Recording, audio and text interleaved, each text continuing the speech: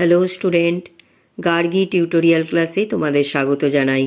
দেখো, আজকে আমার বিষয় হলো Bardhaman university third semester political science যারা মেজরে রেখেছো এবং তারা এতক্ষণে জেনে গেছো যে তোমাদের দুটো মেজর সাবজেক্ট থাকবে এবং মাল্টি ইন্টারডিসিপ্লিনারি সাবজেক্ট হিসাবে যারা পল সায়েন্স রেখেছো, এছাড়া স্কিল এনহান্সমেন্ট কোর্স অর্থাৎ SEC হিসাবে যারা পল সায়েন্স রেখেছো, প্রত্যেকটার সিলেবাস আমি এখন তোমাদের দিয়ে দেব এবং তার সাথে অবশ্যই তোমরা যেটা লক্ষ্য করবে প্রত্যেকটার কোড নাম্বারগুলো তোমরা লক্ষ্য করবে এবং কোডগুলো তার সাথে খাতায় লিখে রাখবে সিলেবাসটার সাথে।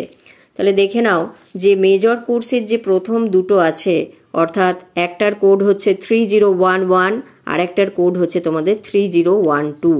তাহলে 3011 যেটা সেটা তোমাদের আগে বলে দিই, এরপর আমি আসছি 3012, এরপর আমি দেব মাল্টি ইন্টারডিসিপ্লিনারি সাবজেক্ট, এছাড়া SEC সাবজেক্টের সিলেবাস। প্রত্যেকটাই আমি আজকে দিয়ে দিচ্ছি যাতে তোমাদের সুবিধা হয়। চলো দেখে নেওয়া যাক। তুলনামূলক সরকার ও রাজনীতি অর্থাৎ 3011 যেটা মেজর কোর্সের, তাতে তোমাদের যে ইউনিট ওয়াইজ ভাগ করে দেওয়া হয়েছে সেখানে তোমাদের টোটাল 7টা ইউনিট পড়তে হচ্ছে।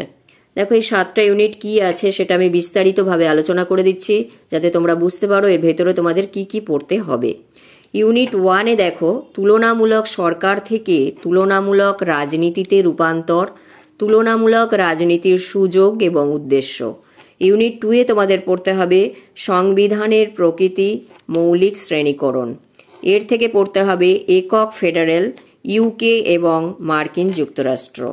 ইউনিট 3-তে তোমাদের পড়তে হবে সংসদীয় এবং রাষ্ট্রপতি ব্যবস্থা, যুক্তরাজ্য এবং মার্কিন যুক্তরাষ্ট্র এবং PRC। ইউনিট 4-এ দেখো পড়তে হবে যুক্তরাজ্য এবং মার্কিন যুক্তরাষ্ট্রের আইনসভা, রচনা এবং কার্যাবলী। ইউনিট 5-এ তোমাদের পড়তে হবে যুক্তরাজ্য এবং মার্কিন যুক্তরাষ্ট্রে বিচার বিভাগ। ইউনিট 6-এ তোমাদের পড়তে হবে UK অর্থাৎ ব্রিটেন, USA আমেরিকা এবং PRC অর্থাৎ তোমাদের যেটা হচ্ছে গণপ্রজাতন্ত্রী চীন, নাইজেরিয়া এবং মেক্সিকোতে যে পার্টি সিস্টেম আছে সেইগুলো তোমাদের পড়তে হবে। ইউনিট 7-এ পড়তে হবে তোমাদের ডেভেলপমেন্ট ডিসকোর্স, গ্লোবাল সাউথের তাৎপর্য। এই গেল তোমাদের যেটা মেজর 1 কোর্সের মধ্যে যেগুলো তোমাদের পড়তে হবে। অর্থাৎ মেজর 1 যেটা কোর্স তার যে কোড হচ্ছে তোমাদের 3011, এই হলো তোমাদের সিলেবাস। এরপর আমি আসছি মেজর কোর্সের যেটা 2 কোর্স অর্থাৎ সেকেন্ড কোর্সটা, তার যে কোড সেটা হচ্ছে তোমাদের 3012। দেখো এখানে দেওয়া আছে 3012 DS, major DS pol science এবং 3012। এর থেকে তোমাদের যেটা করতে হবে সেটা হচ্ছে ভারতীয় সরকার ও রাজনীতি এবং ইউনিট 1-এ তোমাদের করতে হবে গণপরিষদ। গণপরিষদ থেকে এর গঠন ও ভূমিকা এবং প্রস্তাবনা এবং এর তাৎপর্য, এটা করতে হবে। এছাড়া ইউনিট 2-এ দেখো পড়তে হচ্ছে মৌলিক অধিকার ও কর্তব্য এবং রাষ্ট্রীয় নীতি, নির্দেশমূলক নীতি, রাষ্ট্রীয় নীতির নির্দেশমূলক নীতি। ইউনিট 3-তে তোমাদের পড়তে হবে ভারতীয় ফেডারেলিজমের প্রকৃতি এবং কেন্দ্র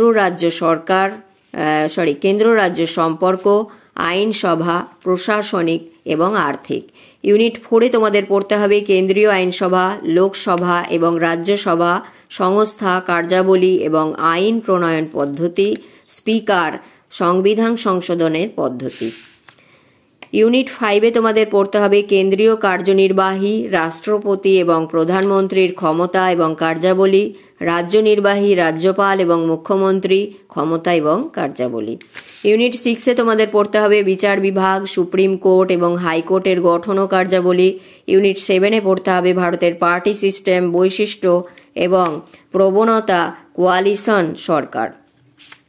ইউনিট 8-এ যেটা পড়তে হবে তোমাদের নির্বাচনী প্রক্রিয়া, নির্বাচন কমিশন গঠন ও কার্যাবলী এবং নির্বাচনী সরকার। এই হয়ে গেল তোমাদের যে দুটো মেজর কোর্স আছে সেগুলো। এবার আমি আসছি, দেখো মাল্টি ইন্টারডিসিপ্লিনারি সাবজেক্ট হিসাবে যারা পল সায়েন্স রেখেছো তাদের কোড হবে তোমাদের 3031। তাদের যেটা পড়তে হবে সেটা হচ্ছে ভারতে সমসাময়িক সমস্যা।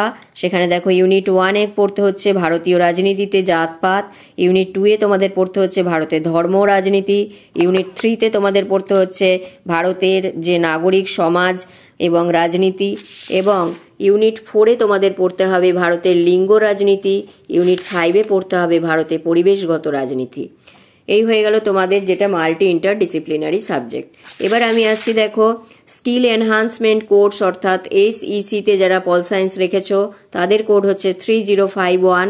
সেখানে তোমাদের নির্বাচনী অনুশীলন এবং পদ্ধতি পড়তে হবে। তার ইউনিট 1-এ পড়তে হবে ভারতে নির্বাচনী প্রক্রিয়া, সাধারণ সংসদীয় নির্বাচন এবং রাজ্য বিধানসভার নির্বাচন পরিচালনার পদ্ধতি। ইউনিট 2-এ পড়তে হবে ভারতে নির্বাচন কমিশন রচনা, কাঠামো, কার্যাবলী। ইউনিট 3-তে তোমাদের পড়তে হবে ভারতে নির্বাচন কমিশনের ভূমিকা। ইউনিট 4-এ পড়তে হবে রাজ্য নির্বাচন কমিশনের ভূমিকা।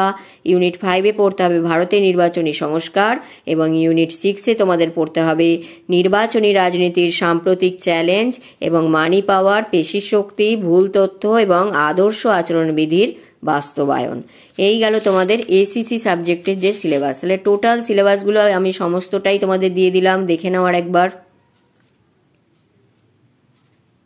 এবং বারবার বলছি তোমাদের এর কোডগুলো কিন্তু মনে রেখে কোডগুলো লিখে রাখবে খাতায় এবং তারপর সিলেবাসটা তোমরা লিখবে।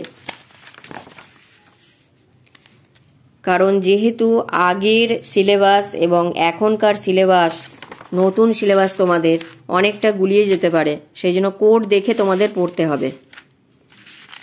এই গেল, এটা তোমাদের ইংলিশে দেওয়া ছিল, আমি তোমাদের এটা বাংলায় বিস্তারিতভাবে দিয়ে দিলাম, এতে তোমাদের সুবিধাই হবে।